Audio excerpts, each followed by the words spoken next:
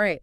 So you've shared some excerpts with me from this 10 Laws of Coaching 2023 by Kizzi Nkwocha. Yeah, And we're going to do a deep dive into it today. It looks like fascinating stuff. it is. We're going to talk about ethical coaching practices. Yeah, And specifically, we're going to be focusing on prioritizing client well-being, right. which it's more than just achieving goals, isn't it? Absolutely. It's Yeah. about lasting transformation. Yeah. Nkwocha really emphasizes that it's not about, just ticking off boxes on a checklist. Right. It's about the client's overall growth as a person.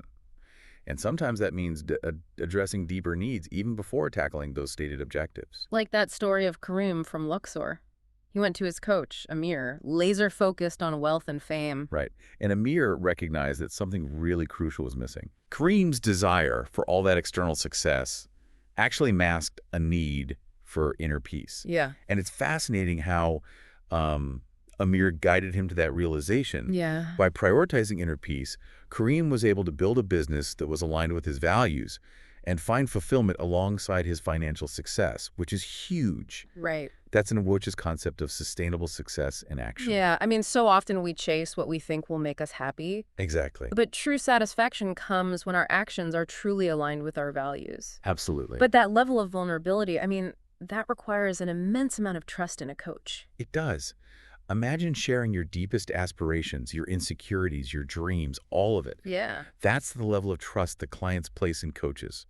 Nkwocha emphasizes confidentiality as paramount, especially when sensitive information is shared, obviously. And the consequences of broken trust, devastating. Like that story of Leela in 1930s Vienna. Right. Imagine the impact on her life when her coach, Samuel, betrayed her trust. It just underscores why confidentiality isn't just an ethical checkbox. It's crucial Right.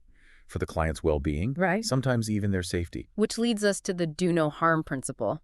Seems pretty straightforward, but Nkwocha digs deeper. He does. He really emphasizes that do no harm extends beyond physical safety. Okay. It also encompasses emotional and psychological well-being. Right. It's about recognizing the potential impact, even if our intentions are good, right? Yeah. Our words and our actions have weight. The story about Vivian, the aspiring actress in the 1920s, really highlights that. Yeah. You've got a coach who's trying to help, wants to help, Right. but their advice backfires spectacularly. And what I find fascinating is Nkwocha's emphasis on those nuances, Yeah. the unintended consequences that can arise, even with the best of intentions. Exactly. That's a really good point. Vivian's story, it really kind of underscores the need for that really delicate balance in coaching. Right.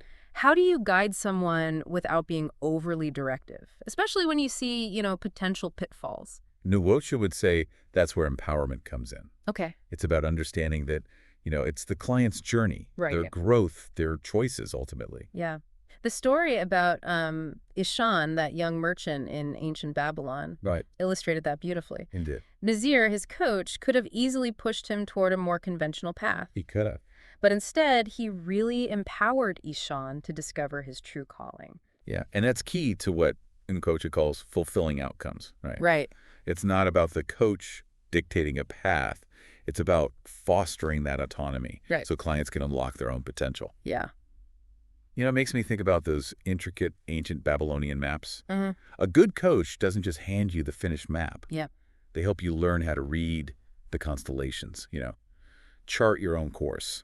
I love that analogy. Uh-huh. And speaking of navigating by the stars, there's another crucial aspect of coaching that acts as a guiding constellation. Right. Boundaries. Yes. What are Nkwocha's thoughts on those? He views boundaries as the guardrails, really, Okay. of the coaching relationship.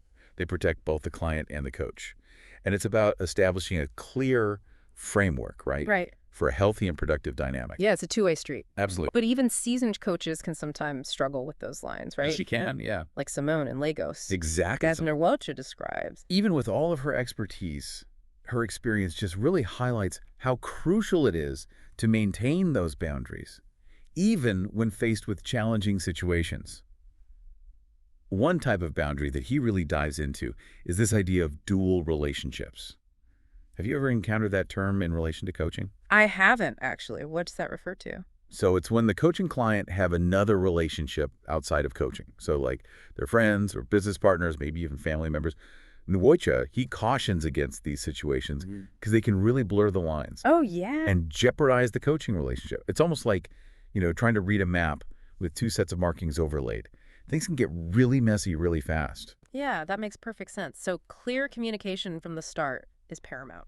Absolutely. Right. Both the coach and the client need to be crystal clear about their roles, their responsibilities, expectations, any potential conflicts of interest Ooh. right from the get-go. Yeah, it's like establishing the ground rules Yeah, before embarking on an expedition. right. You need that shared understanding to be able to navigate effectively. You do. Nkwocha emphasizes that this initial clarity, Mm. you know, Right. really forms that bedrock of trust and ensures a healthy coaching relationship.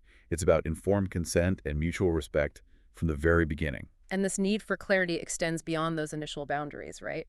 Yeah. And Nkwocha also goes into this need for cultural sensitivity in coaching. Yeah, and that's critical, Yeah. especially in our increasingly interconnected world. Coaches work with individuals from such diverse backgrounds, Right. varying values, beliefs, communication styles. Mm. I mean, imagine trying to navigate with a map, but using a compass that's calibrated differently. Yeah. It takes that awareness, that adjustment. So how does a coach ensure that they are being culturally sensitive? Is it just about being aware of those differences? It's definitely a starting point. Okay. But Nkwocha says you have to take it a step further. You need to be able to adapt your approach. Mm. What resonates with one person might not land the same way with another. So active listening, asking open-ended questions, being really attuned to those nonverbal cues, those become really essential tools for bridging those cultural gaps. So it's about creating a coaching environment where everyone feels seen, heard, respected, regardless of background. Exactly. And that speaks to the potential of coaching to not just, facilitate individual growth, Yeah. but to contribute to a more inclusive, equitable world. It's like recognizing that everyone's map, so to speak, is valid, Yeah. valuable. Yeah. It's amazing how Nkwocha weaves in those larger societal implications into his discussion on these coaching principles. It's not just about, individual change. It's about fostering positive change on a much larger scale. Absolutely. Mm. Which brings us back to Nkwocha's emphasis on self-awareness, Right. and not just for the client, but for the coach as well. Right. He argues that coaches who engage in their own personal development work, they gain a much deeper understanding of that transformative process. Yeah. And they can then guide their clients more effectively because of it. Right. It's like that idea that you can't take someone on a journey that you haven't taken yourself. Exactly.